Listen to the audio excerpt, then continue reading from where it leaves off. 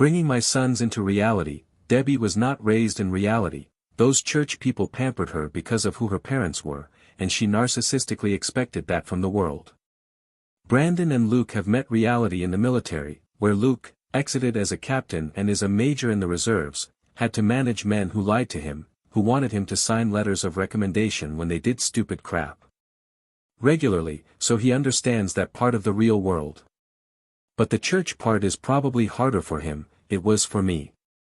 He said he is going to church this weekend and I said, "What church do you go to?" And he said, "Grace Bible, where you went at one time, until you went to parenting class and they promoted hitting your children, and you told me you quit going after that."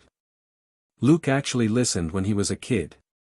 So I opened the gate wider, and said, there was also discrimination against single men there, but that happens everywhere. When I first went to that parenting class, I went to the back table and filled out my own name tag and sat down.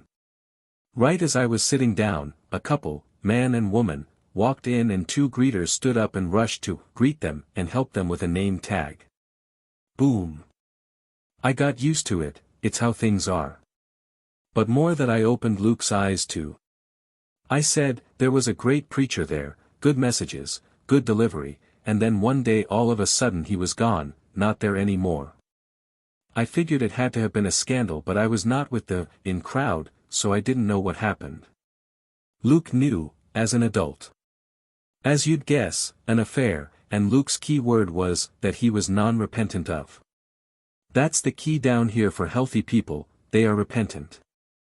Psychopaths laugh at the harm they cause. I said, Luke, the pastor I grew up with from 1956 to about 1986, Dr. Harold Odom, they had to run him off for hitting on all the ladies in 1986, his youngest daughter took her own life, and his son spent a lot of prison time for killing too many people with a vehicle while drunk. It's a hard life for everyone, and family is where a lot of stuff gets screwed up. But I've told all my sons the idea is to never expect perfection, or attempt to display it, but to improve the generations. By working on our own crap instead of projecting it by pretending we don't have any. Which gets back to Luke's point about the error of non-repentant. Odom was in total denial. Pretended no error. At the hearing where they dismissed him, when they brought up his aggression towards Marshall Legrand, he pretended he didn't know who she was. Is that the lady who? And he described her as though he wasn't sure who she was, when he'd take wine and cheese to her home. Harold figured out when the doctors were at work and made sure he visited their homes when they were not there.